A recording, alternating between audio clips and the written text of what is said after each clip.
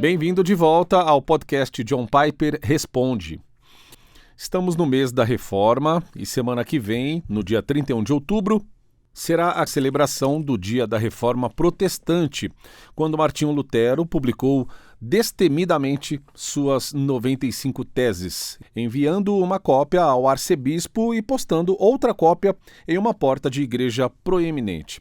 Este documento de Lutero deu início a uma onda de reforma que honramos meio milênio depois. Mas, dado quanto tempo se passou desde este evento, podemos nos questionar o que exatamente estamos comemorando. É a profunda recuperação da verdade da justificação pela fé somente em Cristo? É a libertação da Bíblia na língua do povo? É o fim das indulgências? A rejeição da autoridade papal? O desmantelamento da classe sacerdotal como mediadores entre Deus e o homem? Ou talvez sejam todas essas coisas, todas combinadas? Pastor John, ao honrar o legado duradouro da Reforma, qual é o seu principal motivo de celebração? Este assunto me empolga tanto. Para responder sua pergunta, me farei outras novas perguntas, mas vou, ao final, eu acho, responder exatamente o que você está perguntando. Então, vamos lá.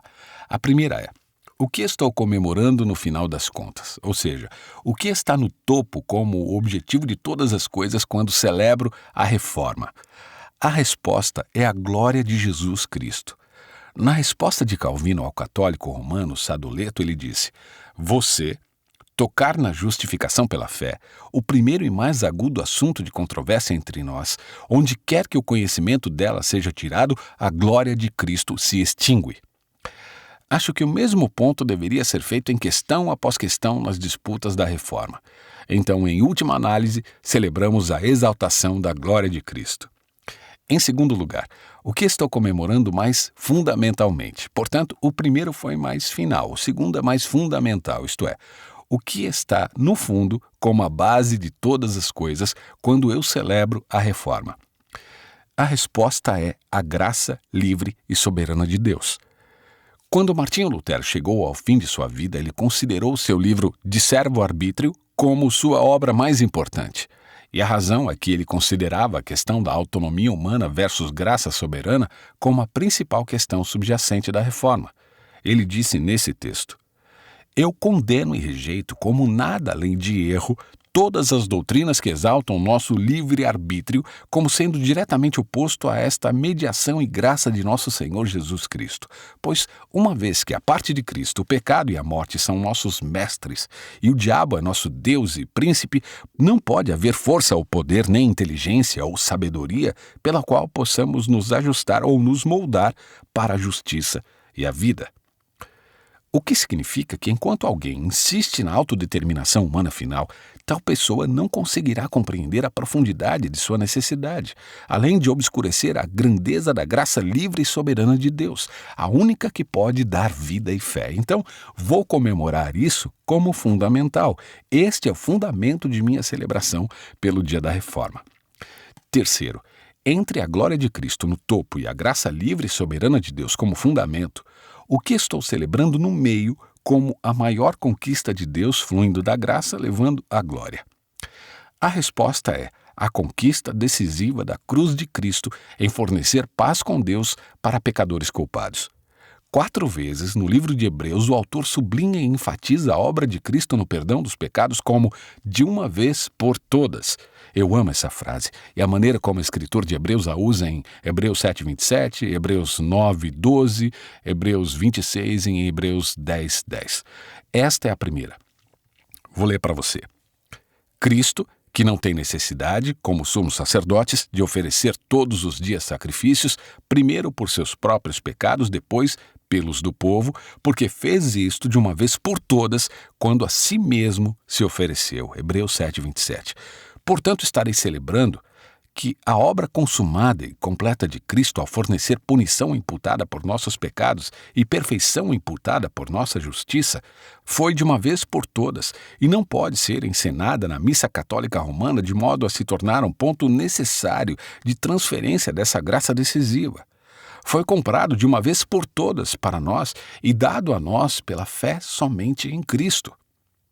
Quarto, entre a glória de Cristo no topo e a graça livre e soberana de Deus na base. O que estou celebrando no meio como instrumento decisivo de meu desfrute da paz com Deus que Cristo alcançou? Resposta: a palavra inspirada de Deus nas Escrituras, lida e conhecida por todo cristão. A igreja da Idade Média afastou as pessoas da palavra de Deus. Eles fizeram isso intencionalmente. Era um crime capital nos anos 1400 na Grã-Bretanha traduzir as escrituras para o inglês para que as pessoas pudessem lê-las. Eles queimaram pessoas vivas por lerem fragmentos da Bíblia em inglês, até mesmo crianças. Eles acreditavam que Deus não oferecia sua comunhão para ser desfrutada por meio de um encontro pessoal com Ele em sua palavra, mas sim por meio do ministério de sacerdotes e sacramentos. E isso foi mal, e o abismo criado entre as Escrituras e o povo de Deus não foi fechado até hoje. Já mencionei antes minha experiência na Europa, onde uma freira se converteu aos 80 anos e nunca leu o Evangelho de João. Uma religiosa profissional e nunca havia lido o Evangelho de João. Isso é sintomático de um profundo mal em cortar as pessoas historicamente e ainda hoje fazendo coisas que sutilmente desencorajam o encontro pessoal com Deus por meio de Cristo em sua palavra. Então estarei celebrando a preciosidade pessoal e o acesso à palavra de Deus para meus meios diários de desfrutar da comunhão pessoal com meu Pai Celestial. E a última pergunta: que grande verdade da reforma estarei celebrando sobre como experimento o Cristo vivo por meio de sua palavra? Resposta: estarei celebrando a verdade de que a fé provocada, feita diretamente em Cristo por meio de sua palavra, não mediada por sacramentos sacerdotais, é a maneira decisiva e primária de desfrutar do que Cristo comprou e do que a palavra torna possível. Aqui está o que li esta manhã em minhas devoções que fizeram meu coração cantar. Eu estava lendo Efésios 3, aquela oração indescritivelmente grande onde Paulo diz: rogo para que, segundo a riqueza da sua glória, vos conceda que sejais fortalecidos com poder mediante o seu Espírito no homem interior, e assim habite Cristo no vosso coração pela fé, estando vós arraigados e alicerçados em amor. Efésios 3,16. Isso é incrível. Cristo habita. Agora, esta é uma oração para os cristãos. Esta não é uma oração pela conversão. Pensamos: isso significa que Cristo bate na porta e depois entra. Não é isso. Ele está dentro, somos cristãos. Paulo está orando pelos santos em Éfeso para que Cristo habite, isto é, conscientemente, vivo, presente, em casa, experimentado. Como? Pela fé. Para que Cristo habite pela fé em vossos corações. Ele está orando pelos cristãos que já têm Cristo. Esta é uma oração pela experiência real e autêntica do Cristo vivo.